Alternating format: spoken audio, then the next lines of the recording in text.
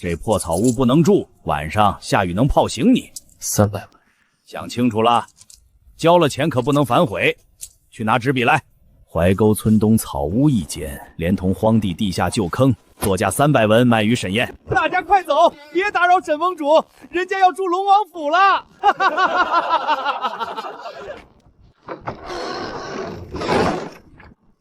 那块地颜色不对，潮气往上冒，下面有水。沈燕，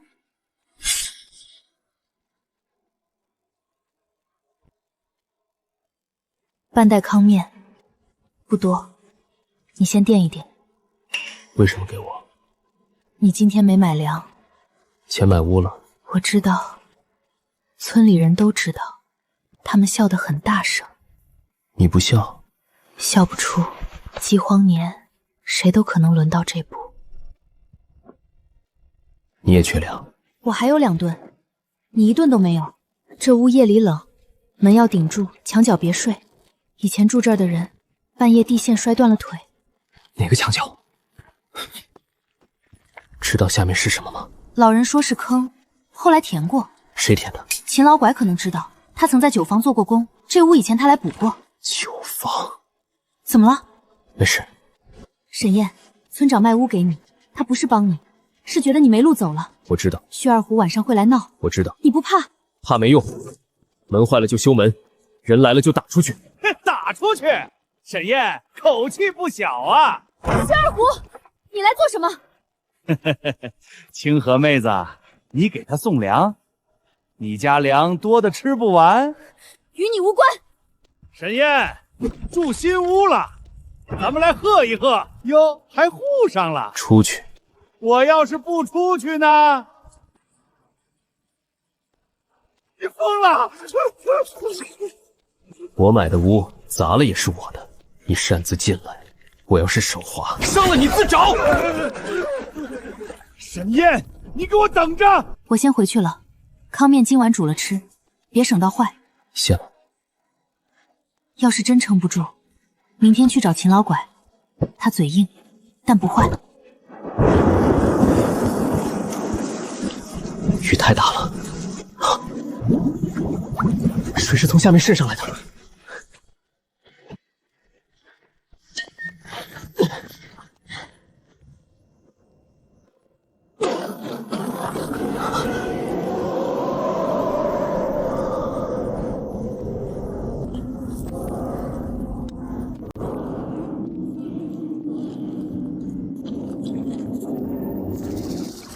没有臭味，入口冷冽，带着甘甜。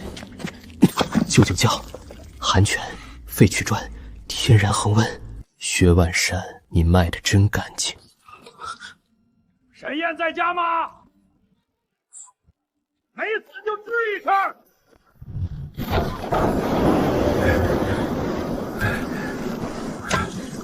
地塌了，塌了一点。你下去了？下去了。看见什么了？石阶、陶坛、寒泉、曲传。薛万山那个蠢货！这屋以前是酒坊。谁告诉你的？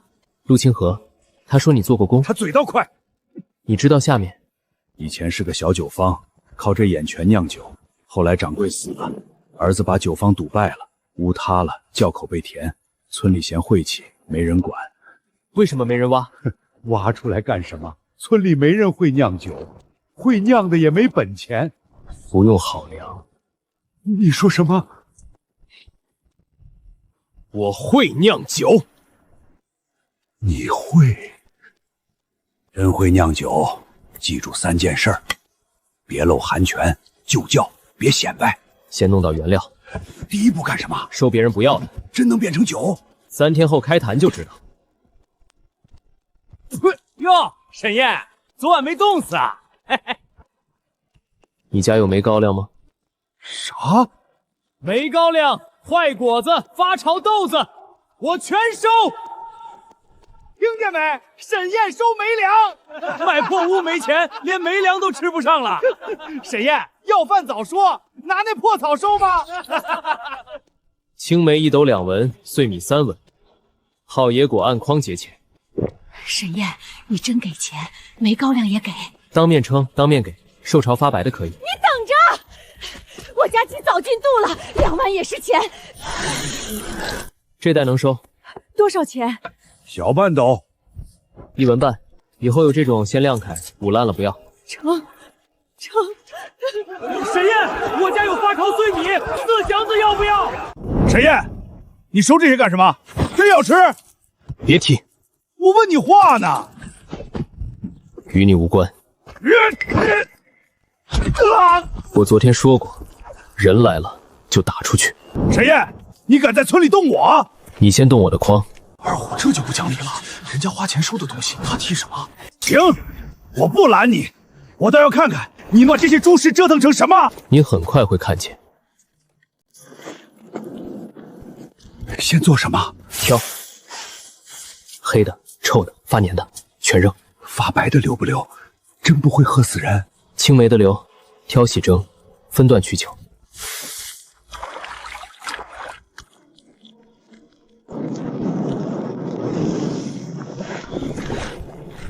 你这手法不像指挥一点儿，在哪儿见过？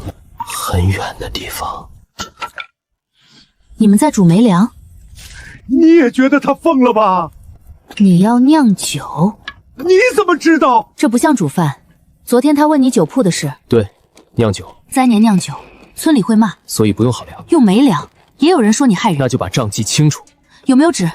谁家收的多少，挑掉多少，蒸多少，出多少酒，全记。刘嫂，梅高粱小半斗付1文半，赵家野果1筐付2文。字不错。秦说，你称得准吗？我在酒坊扛过包，差不了1星半点儿。那以后你称，我记。工钱照算。那我记欠账。好家伙，酒还没影儿，账房先有了。这是什么？这些旧曲砖还活着？未必全活，但有底子。再打小，再养一养。怎么样？不能太高温度闷死。沈燕，听说你昨晚煮梅粮，没毒死自己吧？这些不要，谁想拿走？你拿这玩意儿恶心谁？坏的埋，能用的用。你以为我跟你一样，什么都往嘴里塞？你说谁？谁接话，说谁。找死！昨天卖你的梅高粱真能用？能，送，照价收。行，先挑好，别混烂给我。你们还信他？要是酿出毒水喝死人怎么办？我卖给你了吗？你急什么？就是，人家花钱收，又没逼你喝。沈燕，你给我等着！有味儿了，真成了。还没成，但能蒸了。蒸锅呢？不。你真会使唤老人。这法子县城酒坊也少见，能出酒？能。要不要记？记，但别写细。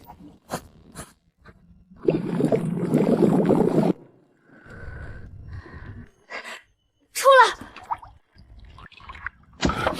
酒，头酒不要太冲，杂味重，留着外用，不喝。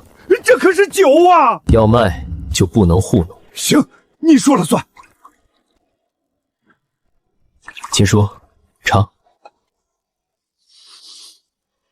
好烈的酒，能卖？能卖！进县城都有人抢。你准备卖给谁？去酒市。我跟你去。不用，你腿不好，留着看屋。路上别让人闻出味儿。多谢。这是账，成本和欠工钱都在上面，别弄丢。站住！有事儿？背的什么？我看看。沈燕，村里丢粮了，我怀疑你偷了东西，打开。谁家丢的？什么粮？我家高粱。昨晚你在我家门口。少废话，打开。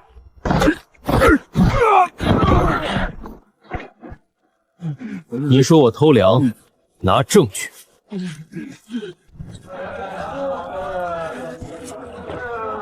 卖酒？哪儿来的？自己酿的。野酒啊！打开我闻闻。怎么会有这么烈的酒？味儿太冲，杂味重，乡下货色。急什么？我还没说价。你说， 20文一坛。马掌柜给20文，那是看你走得远。换作是我，10文我都不要。小子，你知道我是谁吗？清河县的散酒70%都从我手里过。我说值20文，他就只值20文。出了这个酒市，没人敢收你的酒。那我就不在酒市卖。乡下小子嘴硬，背回去自己喝吧。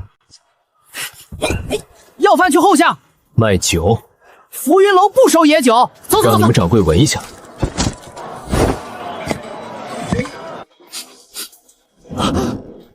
这气味，你稍等。谁卖酒？我。酒呢？取白瓷斩。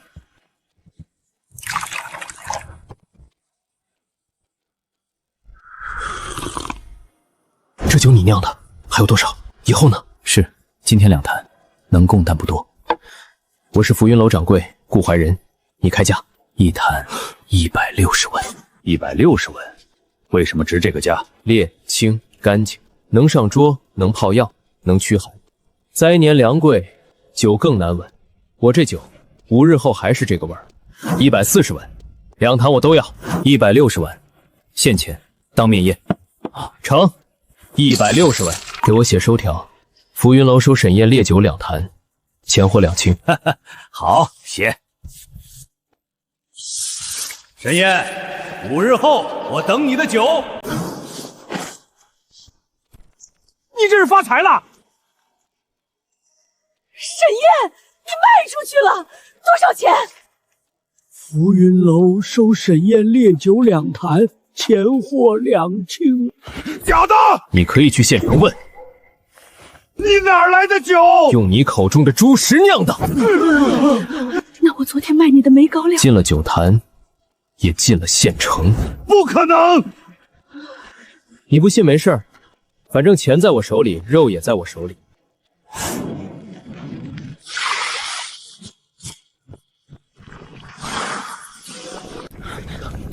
他们昨天笑我买破屋，收没粮，杯酒进城，现在谁也笑不出来。秦叔，工钱先从肉粥开始。下账房也有。第一笔账清了。沈燕，明天还收没粮吗？收。他们说我买了个坟，今天出第1批酒，换回了米、肉和现钱。沈燕，有事？你哪来的钱？二虎，你没听见？人家卖酒换的。我问你了，又不是问不得。 2套破酒能换米买肉，你糊弄谁？你想说什么？我说你偷了东西。薛二虎，你嘴巴放干净点儿！哼，秦老拐，你别急着护他。村里这些天丢粮的可不少，他前几日还饿晕在村口，今日就买米买肉，谁信？谁家丢粮了？谁家丢了粮？站出来！他们不敢说。那你说，谁家？我家。又是你家。老童生在不在？我在。浮云楼收沈宴烈酒2坛，每坛160文，共320文，钱货2清，顾怀仁印。320文，2坛酒卖这么多，我家1年也攒不了这么多啊！县城的大酒楼绝对不会乱盖印。我看看，你刚才说我偷东西，证据呢？收条也能作假？那你去县城问。我给我你的。昨天你卖我的高粱，出了酒，第1锅粥给你尝半碗。沈燕，我就是卖了点没人要的梅粮。你守规矩，我就认。我也卖了。你掺了一把土，我那不是没筛干净吗？放屁！你那就是抓土压秤。明天绝对不敢了。明天干净，我照收。今天没有。成。这半碗肉粥，比我说10句都有用。有盐，真有肉。有。回家翻粮袋去！你们蠢不蠢？他换大钱，你们拿几文钱还替他高兴？几文钱也是钱。能换盐，我高兴。二虎，你要是能拿梅粮换肉，我们也卖你。他能抢能骂能堵路，但他拿不出钱。你若想卖，明天排队；你若想闹，今天就可以滚。沈燕，你得意不了几天。你昨天也这么说。这碗粥给的值。刘嫂会替你说话。他不是替我，他替自己的钱。这话实在，谁让他有钱拿？薛二虎不会罢休的。他今晚会来。你确定？他看见米、肉、收据，还看见村民往我这边倒，他忍不住。那怎么办？报给村长。村长是他亲属，所以不报。你要自己抓，他若带人呢？那更好，带人来就是抢，抓住一窝，明早有热闹看了。你小子够损！你要射什么？零。灰。改盐。他要是撬门，陶片会响。他若翻窗，灰上会留脚印。他要是踩轿口，老子让他直接掉下去摔断腿。若夜里有事，让秦叔去喊我。不用，你关好门。沈燕，别逞强。我不逞强，我抓人。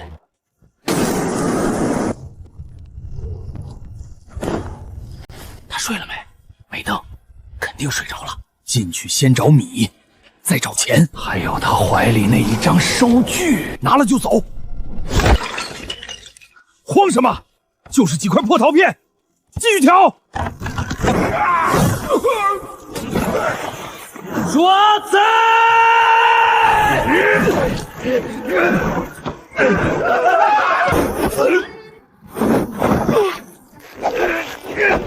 我让你半夜来撬门了。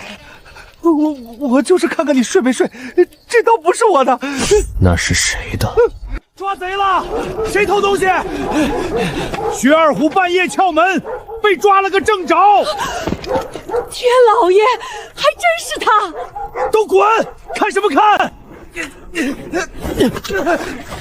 说，来干什么？我不知道。不知道。二虎说拿钱和酒坊分我们，他还说他叔是村长，出事能压下去。原来你也知道自己会出事。他胡说！谁敢判扯我叔？被绑在这儿还能赖别人？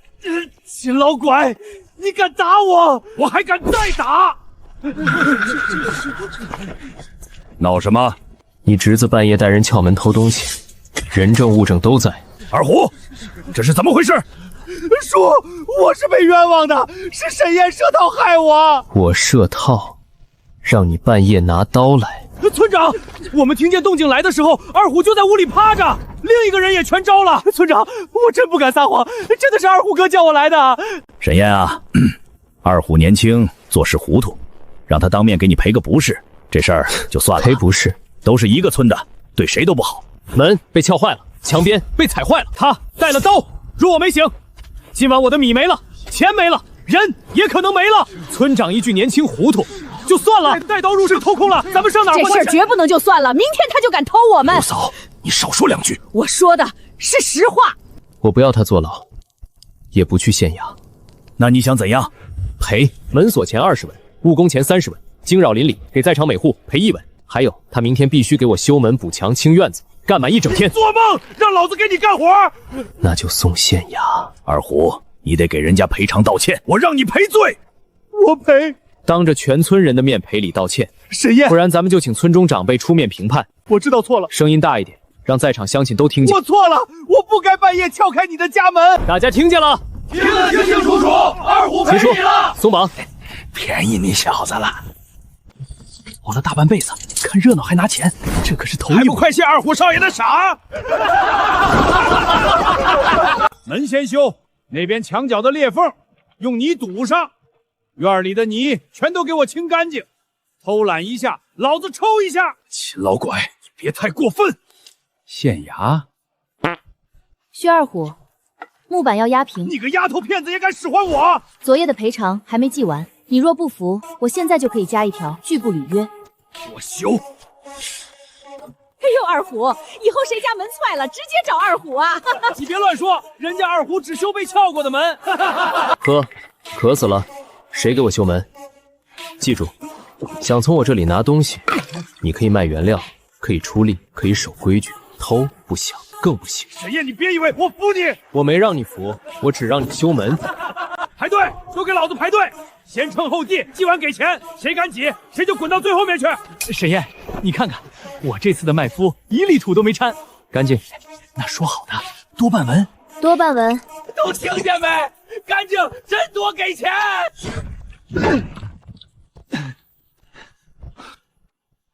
还成？我能走了吧？等等，你还想干什么？什么意思？修门工钱。沈烨，他昨晚可是带刀来找你的。昨晚的他已经赔了，今天的活儿他也干了，账要分清。你这是在羞辱我！你不要，可以放下。谁说我不要？明天要是还想挣，去山脚搬陶缸，一天15文。你还敢用我？我敢给钱，你敢干吗？干就干！娘的，这小子还真敢接。他接了，村里人就更信了。沈烨，咱们这些没粮，真能一直换钱？只要守规矩，就能。笑话变了，变成什么了？变成眼红了。今日收料27户，付钱73文，门锁赔偿得50文，修门工钱付10文，余钱还有。你管？你不看？你看得比我细。那我会管清楚。账房有了，苦力也有了，原料也有了。沈烨，你这破草屋真要成气候了。还早，还差什么？兴门二虎，兴门二虎，兴门二虎！差一份能让县城长期收酒的气，也差一个不怕被抢的规矩。所以明天开始立账本，签合同。你小子一步接一步，早算好了吧？不是早算好，是他们逼我。都来抢饭啊！秦叔，我们排队了。没挤没闹，规矩我都懂。懂规矩就好，先称后计，再拿钱。谁敢往里塞土，今天不收，明天也永远不收。今日起，账分3本。啥3本？收料1本，出工1本，出酒1本。谁家送了什么料，多少斤，给多少钱，写清楚。谁来做工，干了多久，工钱多少，写清楚。每坛酒用料多少，出酒多少，也全写清楚。这么麻烦？不麻烦，日后出事有证可查。对，写清楚好，省得有些人天天说沈烨白拿东西。看我干什么？老子今天来干活，不来闹事。那就别站着，去后院挖坑，木桩埋下去，必须给老子埋直了。我还没说价呢。一天15文，管1顿粥，偷懒扣，闹事滚。哼，那粥里有肉吗？你个混球还飘上了，我问问不行啊？今天干得好，就有。行，老子干。沈烨，我也能干活。你先把果子称了，称完我能干不？能。搬坛子12文。我干！我家男人能干体力活，我会编烤绳。一个个来，排队，谁敢挤，滚最后边去。刘嫂，煤高粱1斗2升，晾晒干净，按高价4文钱。沈烨，还是你这儿给钱痛快。下回再晒透些，还能多给半文。记住了。这回没掺土。我说了，我陈四改过自新了。陈四，果子2斗，干净3文钱。我这就去后院搬坛子。先去洗手。啥？搬个破坛子还得洗手？酒坊干活，任何人都要洗手。沈烨，你个破草屋，规矩比县太爷还多。木桩埋直了吗？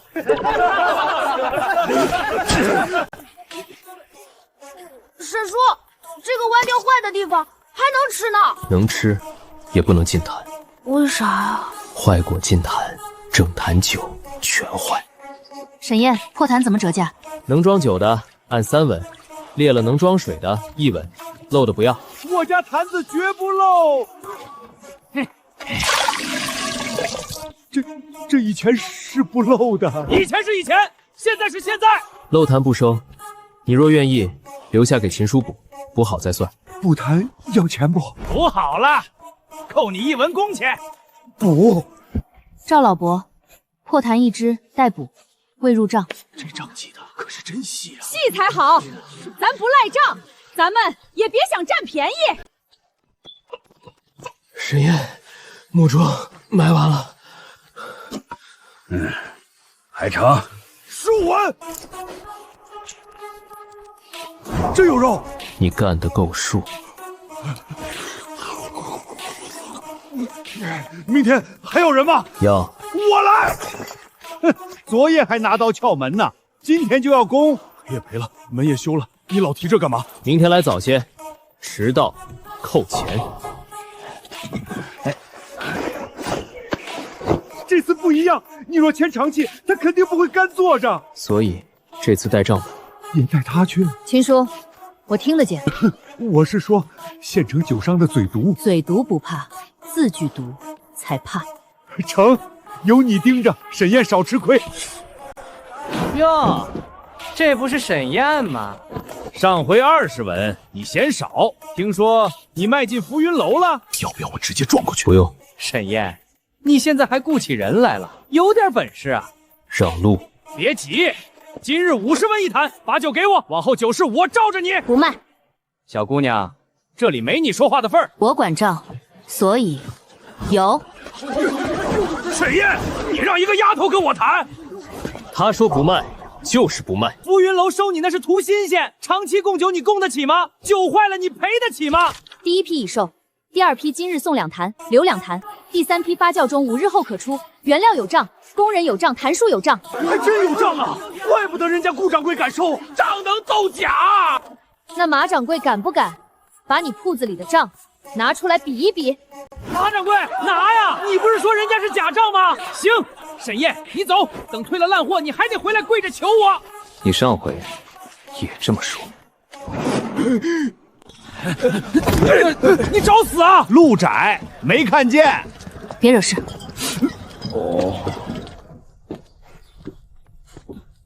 今日这阵仗倒是比上次大多了。阵仗大了，酒也多了。开坛验酒。稳。这是野果酒，度数低，气味酸甜，适合楼里的女客，也能拿来做菜。掌柜的，这酒能用，拿来做烧肉能极好的压住腥味，做凉拌菜也是个绝活。你小子花样总是层出不穷，连这个都会。只要能卖钱的，都做。实在，够实在。烈酒仍按之前的160文一坛，这果酒算试卖，先按80文一坛给你们结。若日后卖得好，咱们再涨。顾掌柜，果酒试卖可以，但有一条要提前说清楚。哦，请讲。果酒不比烈酒，不易耐久保存。若浮云楼开坛后放得太久，导致味道变了，这不能算是沈燕的错。如果是未开坛前就坏了，算我们的；开坛后放坏的，算浮云楼的。姑娘心思缜密，说的在理，就依你。那烈酒长期供货的气，价格又打算怎么定？我正要谈这个。每5日你们送烈酒4坛，果酒2坛，但既然是长期定期，这价格自然要变一变。烈酒150文一坛，果酒70文一坛。另外，若你们断了货，每次罚银50文。若送来的酒有坏有刺，需双倍赔偿。什么？这比今天现结的还低？怎么长期供货还得罚钱啊？长期合作讲究的是风雨无阻，供货稳定。买卖不是儿戏，规矩自然也比零散买卖要严。烈酒绝不能低于160文。长期供货，我也担风险。你担的是卖不掉的风险，沈燕担的是原料、人工、运输和损耗。酒你当面验过才收，收了转手就能卖高价，这个供货价不能降。你倒会算。账上有，这上面写断货罚50文，改成因灾、因路断、因原料不足，可延期2日，不罚。若无故断货，罚20文。20少了，30。30，酒坏要分清，未开堂前坏，退货或换货；开堂后坏，浮云楼自担。若因运输衰破，谁运谁担。若浮云楼派人取，路上损耗不归我们。你们准备的很足啊，还有吗？不得私自用沈燕名号转卖别家掺酒，不得逼问酿法，不得私派人跟踪酒妇。若违约，弃断。或停，这也写？不写清楚，日后就有人装糊涂。沈燕，你这个账房厉害，改。今日烈酒2坛，果酒2坛式样，共480文。480文，怎么嫌少？不少，不少。 5日后按期送货，若品质稳，我再给你签一条药铺的线。烈酒泡药比普通浊酒强得多，可以。沈燕，480文啊！不是净赚，原料、人工、坛子、修屋、运费全都要扣。后面那2个骂金财的人跟了半条街了，不用甩，跟到村口，他们也进不了轿，让他们看见我们都买了什么。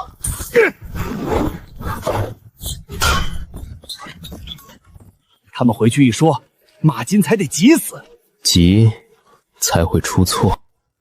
签成了，签成了！浮云楼每5日收一次酒，长期收，那咱们的梅粮以后天天都能卖了。要，但从今天开始立规矩。第一，进酒坊干活，洗脚换干净为部，洗脚也要。你喝不喝？第二，原路许掺土石烂料，发现1次当日不收，发现2次10日不收。我已经改了。第三，旧窖不准私进，谁私进永不收料。听清了吗？第四，账目每3日核1次，工钱当日结，原料当面结，欠账必须写明。这条好，规矩清楚不欺人。第五，谁泄露、偷看、偷拿东西，直接送县衙。我这里只讲规矩，守规矩有钱赚，不守规矩1文没有。我干运输，1天多少？短途15文，进城20文，衰坛自赔，浴室先护货。成。我搬坛，我力气大。我带几个夫人，专门洗果子、洗坛子。我会编草绳。排队登记，姓名、工种、工钱，按手印。昨日还是破草屋，今日成酒坊了。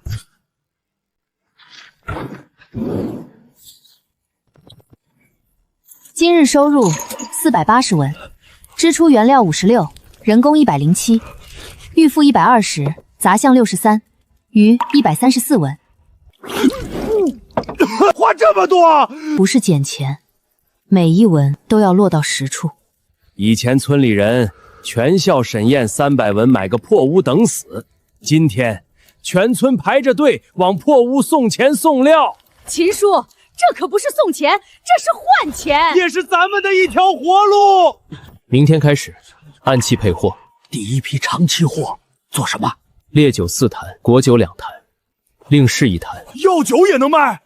能卖给药铺，比酒楼更稳。沈燕，你这脑子到底是怎么长的？少打听，少打听，我就问问。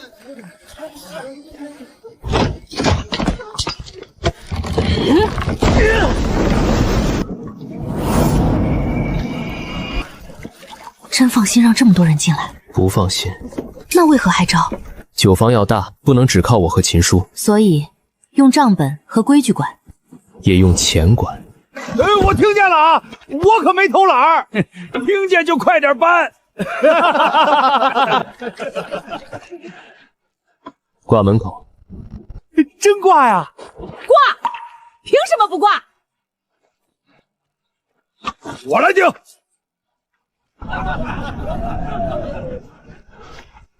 开工！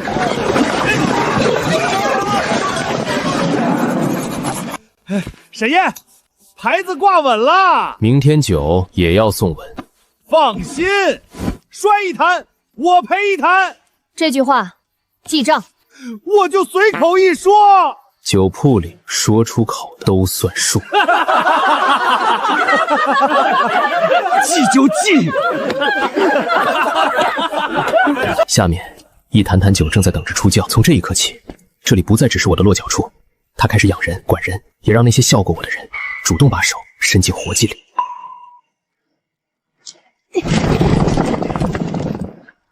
这个不要，沈燕，就坏了一点点，坏一点也不要。成，我带回去喂鸡。下一筐。叔，你在这里做什么？干活啊。你一个薛家人，给沈燕挑水，他给工钱啊！村长，有事儿？沈燕，你这阵仗不小啊！糊口而已。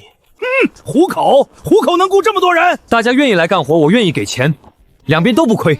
话是这么说，可这事儿不能只看你一人，那看谁？看整个怀沟村！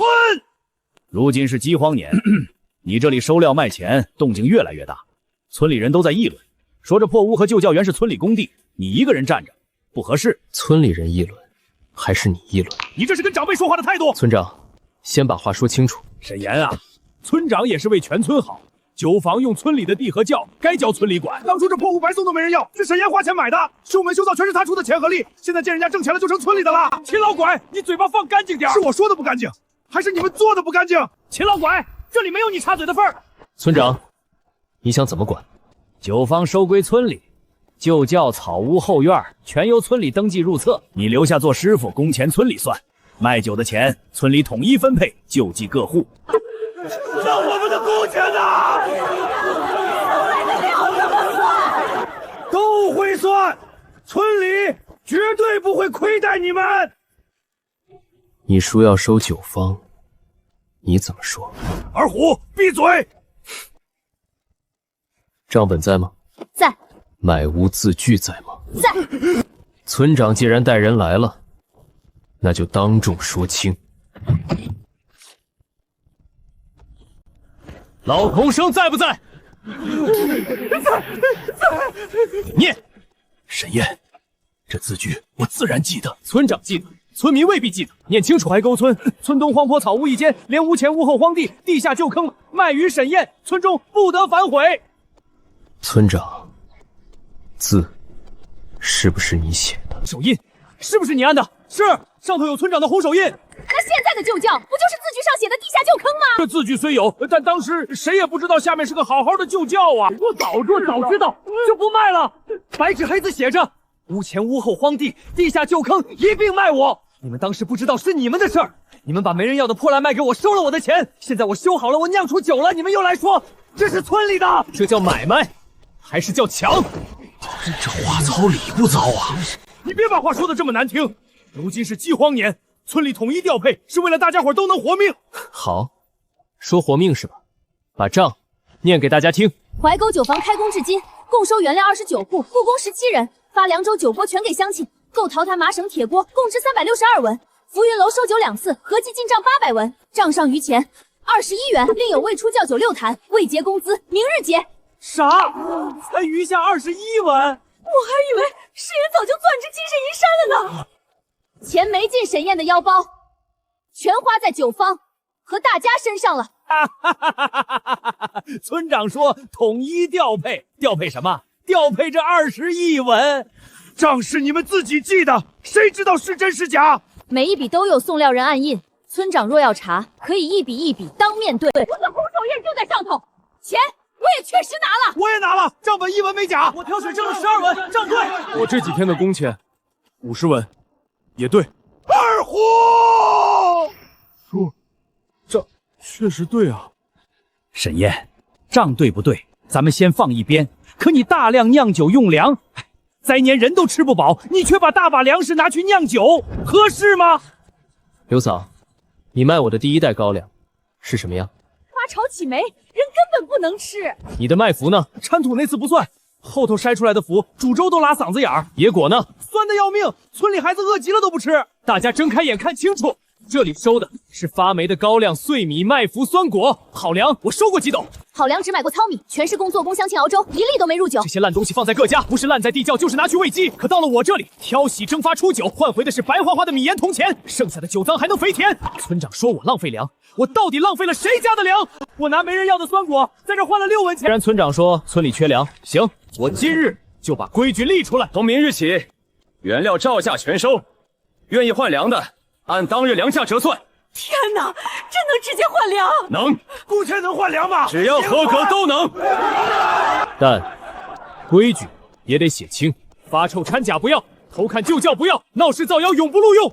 第5，想入管理，先拿契先入账，先按规矩办。这是在防我。我防所有不守规矩的人。酒坊若赚了大钱，村里人只拿点可怜工钱，公平吗？那村长觉得怎样才公平？每月必须拿出30%收益，交村众公账，赈济全村。村镇公账在哪里？什么？要交公账就拿出账本。修井修路的钱在哪儿？你一个外来野丫头，问这些做什么？我管账，钱从账出，我就必须问。问得好！我也想知道祖藏剩啥。就是交的救济粮，连个米星子都没见。公账得让大家看看，咱们村也该合账了。你们这是反了天了！村长，没人反，大家只是要账。沈燕，真要跟我作对？我要守我的屋和酒房，守大家的工钱，谁抢，我就跟谁作对。叔，我今天工钱还没结呢。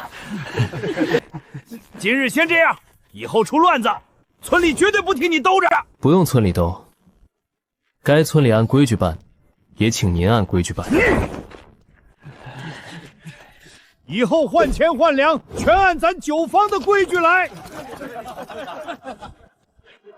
你不跟你叔走？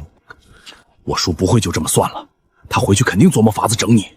他若按着来，我抓人；他若明着来，我拿气；他若讲大义，我就拿粮。难怪我以前怎么都斗不过你。干活去！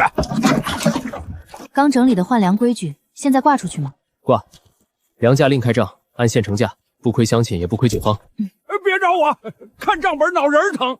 您看称，账我写，乡亲按手印，每隔3日请老童生念账。行，就这么办。第1，合格可换钱粮；第2，当面称重记账；第3，3日公布；第4，作假闹事送官。可不是嘛，比村里的公账清楚多了。他想用村里的名义收我的草屋，结果反倒逼我立了规矩。以前他们觉得酒坊是我的，现在成了他们自己的饭碗。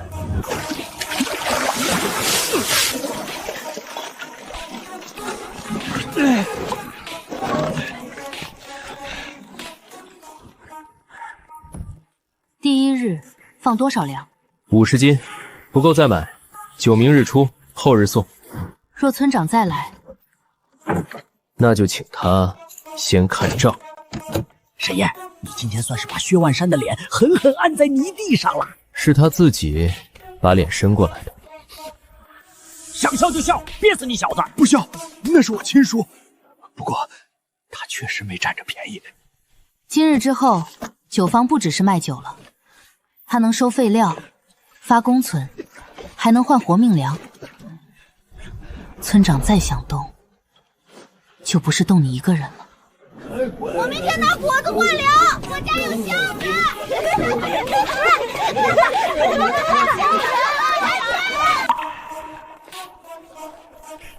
沈燕，今天这一仗打得漂亮。还没完，明日加锅，出酒，能加多少加多少。我记。沈燕，那明天还要我挑水吗？不知挑水，带2人去山脚收巷子，按规矩称，会不会？敢不敢？会，敢。记住，收料给公家，别仗着姓薛压人，乱来我第一个扣你工钱。我现在靠酒坊吃饭，谁砸规矩我跟谁急。听听，这话像个人了。秦老拐，你才不像人。行了，别吵，洗锅烧水封坛，明天开新批。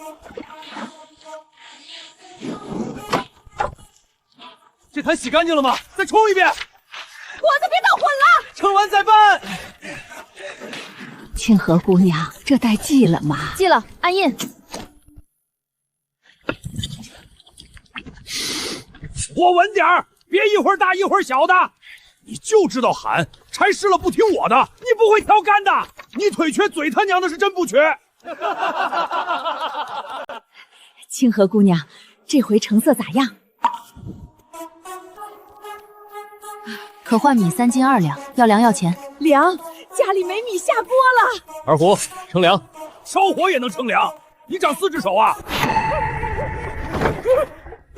神爷，不好了，县城出事儿了！说。浮云楼，顾掌柜急报，今日千万别送酒。有人传咱们酿毒酒，喝了死人。浮云楼门口有人闹事，谁传的？老子现在去撕他嘴！浮云楼掌柜怎么说？顾掌柜说暂缓收酒，请沈宴立刻进城说明。咱们酒干干净净，他说毒就毒。都没高粱啊！都别乱！收料出酒账，每一锅坏料和出酒都记了。全记了。头尾酒分坛，酒糟呢？锁在旧窖，一滴没混。备车，进城。我去。去可以，不能先动手。我也想去啊！酒坊不能空，你留下收料，谁闹事直接记名。成，马金才真毒，他不抢酒，直接坏咱们名声。名声坏了，酒一滴都卖不出。浮云楼会退气吗？顾掌柜没退气，说明还在给机会。就怕县城人说咱卖毒酒。今天要解释给整条街听。好，让他喊个够！乡下烈酒是死人粮烧的，喝了会死人。师兄弟，你来了。顾掌柜，酒带来了，账也带来了。马进府请了吉安堂老郎中当众验酒，那就验。当众验，说不清就难办了。带了账本原料，当众问清。哟，沈宴还真敢！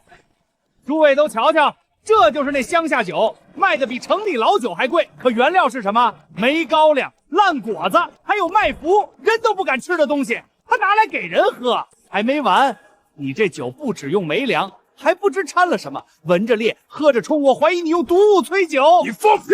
急了，急了就是心虚。闭嘴！借桌子，今日谁有疑问，都可以问。问完，当众验，验不清，我停酒；验清了，谁造谣谁赔名声。口气不小。这是收来的发潮高粱，这是挑出去的坏粮，发黑、发臭、发黏，全扔全埋，不入锅。对，我亲眼见他挑的，坏的他不要，还骂我没晒好。那发潮的不也脏？所以要洗，要蒸，清水淘洗3遍，蒸透再入区发酵。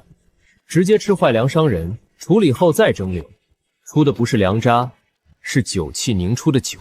说的玄乎，酒还不是梅粮里面来？有梅粮，那可吓人。梅粮不是有毒吗？我卖的是发潮的，不是烂的。听见没有？他自己承认了，发潮就是梅，梅就是毒。你说完了？账上有每批挑除量，第一批收梅高粱2斗，挑除坏料4升，第二批收3斗，挑除7升。若真像马掌柜说的，烂粮全用，出酒量会更多，但我们出酒反而少。念给大家听。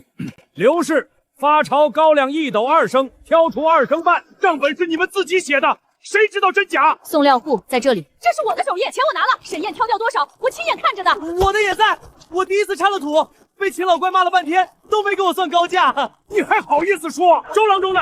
让周郎中验酒。账说的再好没用，酒毒不毒，药铺的人说了算。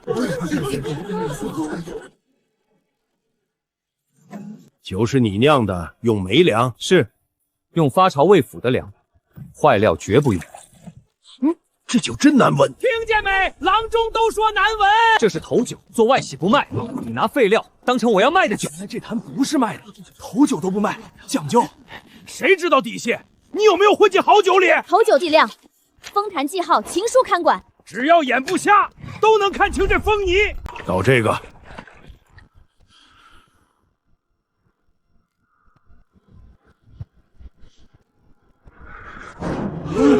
酒烈味正，无腐臭，无杂酸，可饮。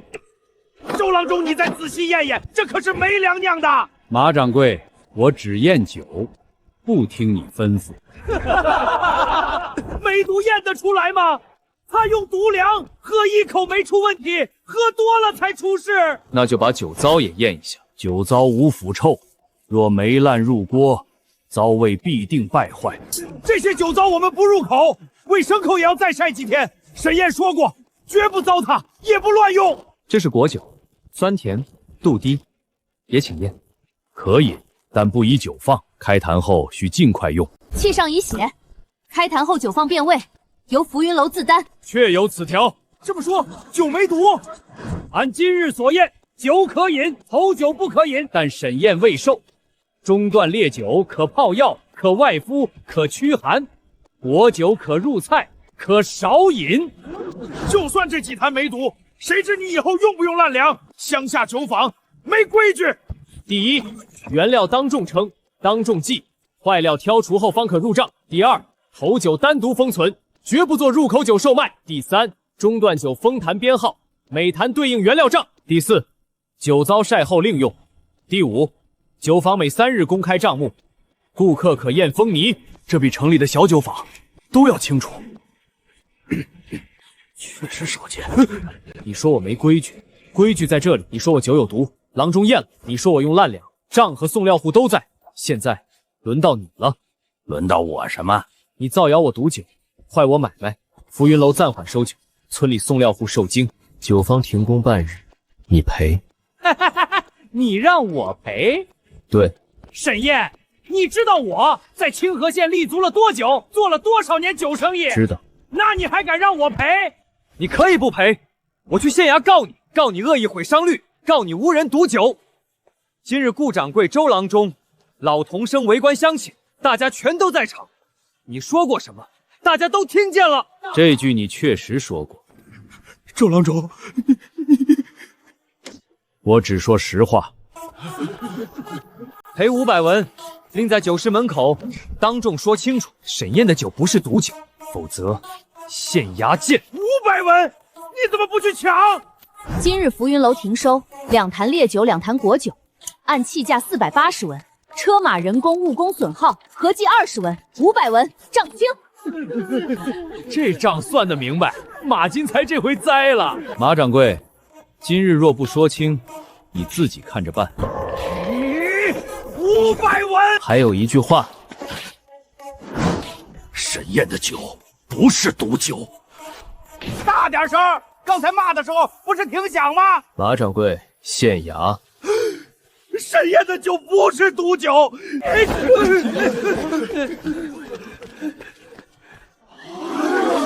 沈师傅，这酒真能外用吗？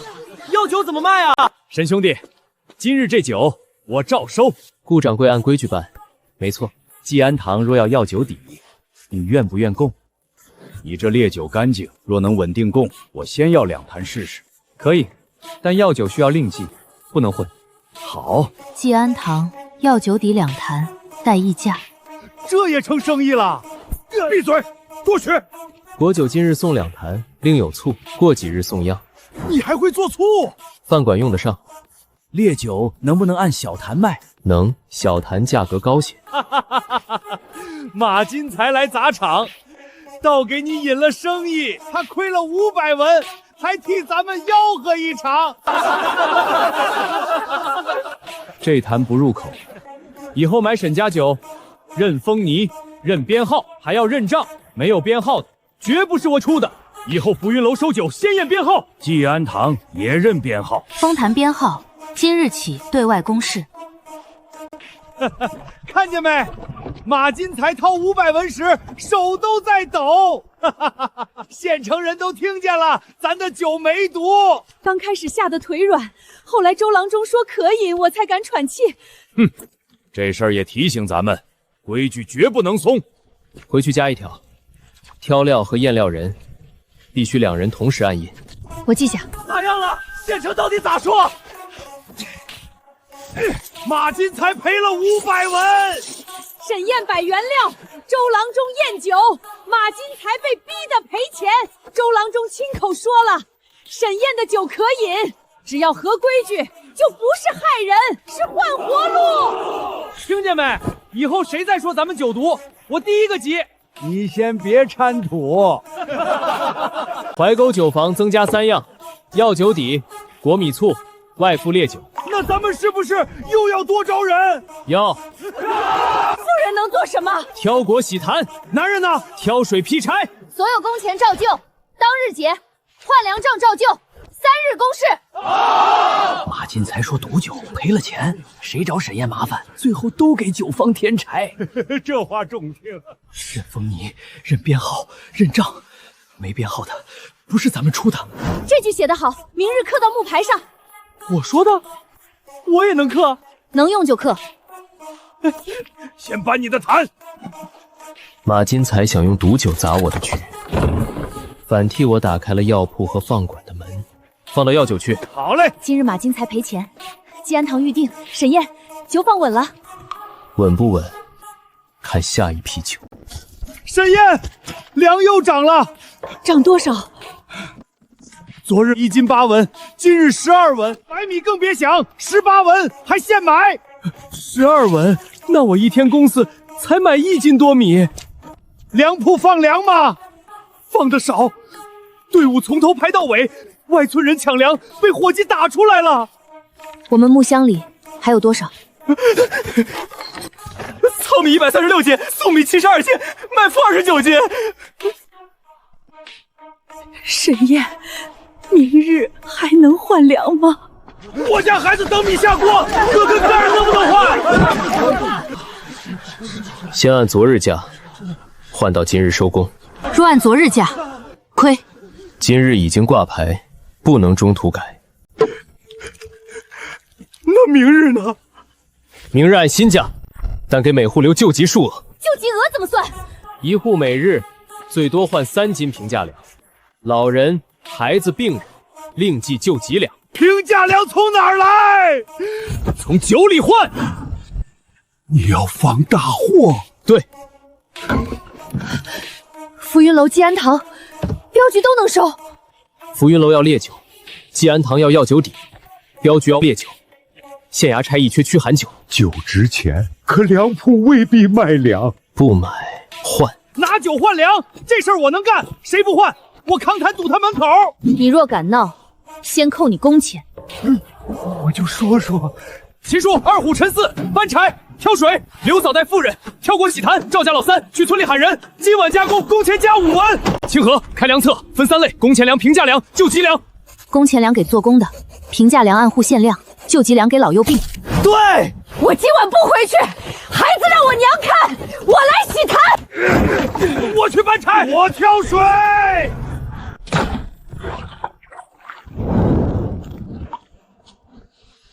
都给老子手脚干净点儿，这是换命的酒。知道，秦叔放心，坛子冲3遍了。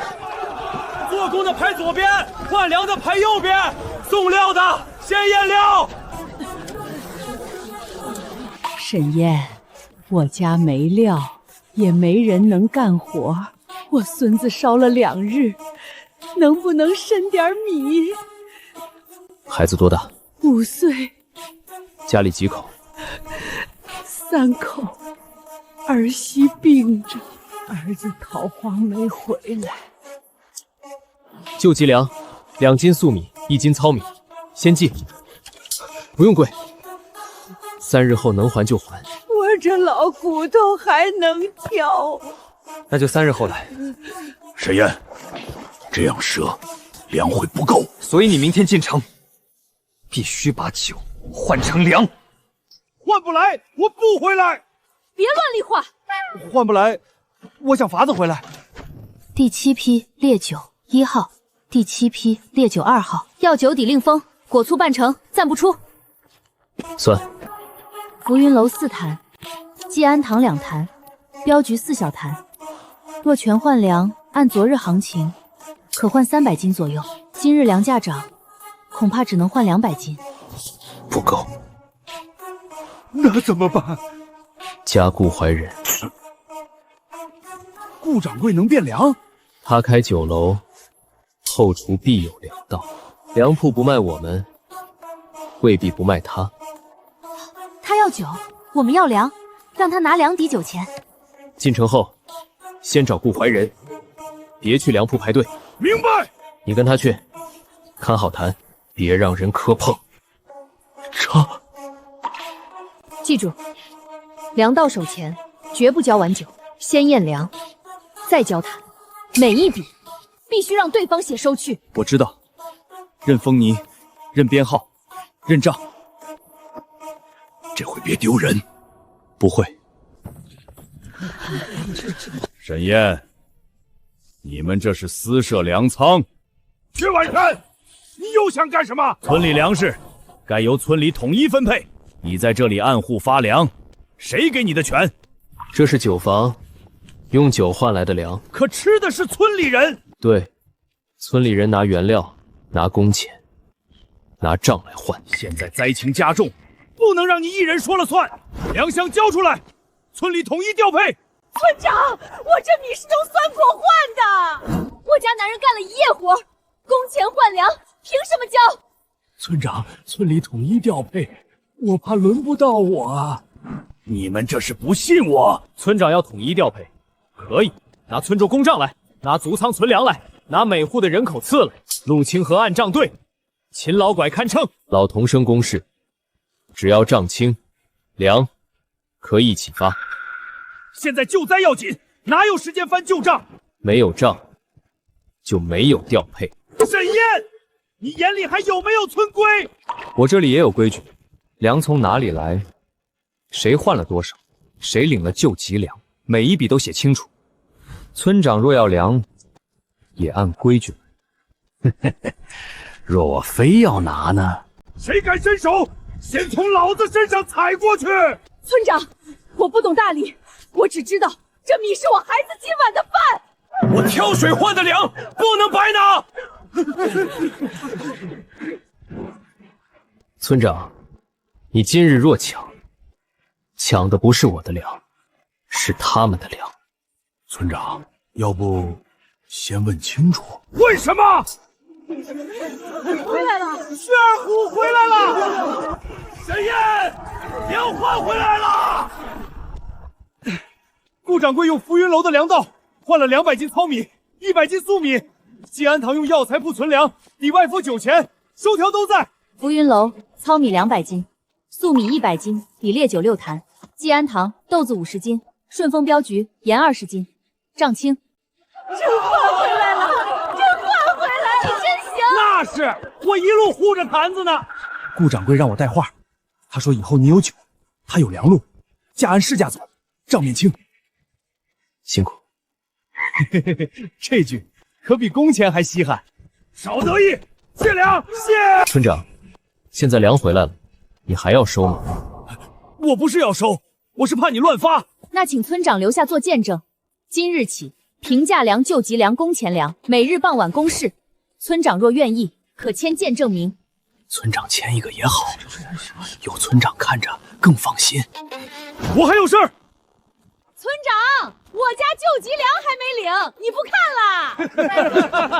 啦？来时要抢粮，走时连账都不敢看。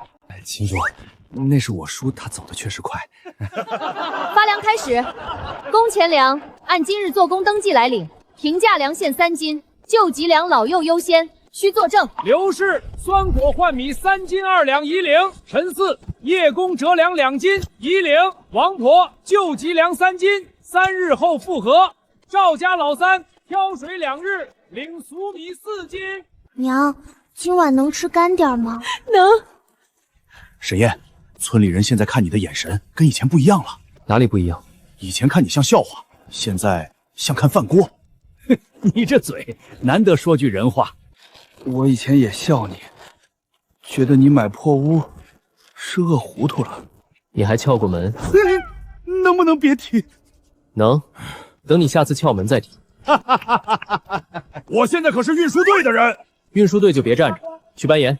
行，我搬。今日入粮350斤，盐20斤，发出工资粮46斤，平价粮83斤，救急粮27斤，余粮194斤，粟米鱼72斤，豆子50斤，盐20斤。能撑几日？若按今日发法，3到4日。那4日后呢？4日后，下一批酒出。若粮价再涨呢？酒价也涨。顾掌柜会认。契上写了，灾年行情可议。现在不止浮云楼、济安堂、镖局都要，后面还能换药材、盐布。那咱们酒坊能一直换粮？只要酒不断，账不乱，规矩不破就能换。听见没有？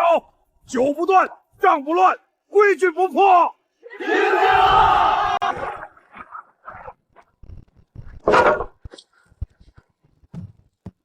我这老骨头也能帮着念账。沈燕，今天之后，怀沟村的心就不在薛万山那儿了。沈燕，谢谢。酒是大家做的，别谢我。明日若能动，就来挑果。来，我明日来劈柴，我家有陶坛，送来抵功。今日的结局应该写进酒铺大账。写什么？大旱3年，粮价暴涨，怀沟酒铺以酒换粮，3账翻发，村人得食。这句好，再写一句：薛二虎押车有功。你要脸吗？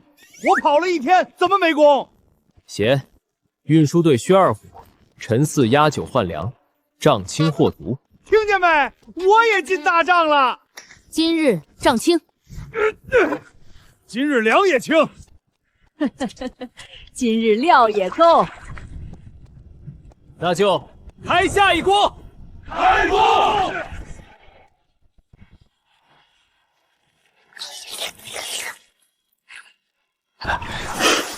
明日去酒坊抢着干活去。上面写着规矩，也写着活路。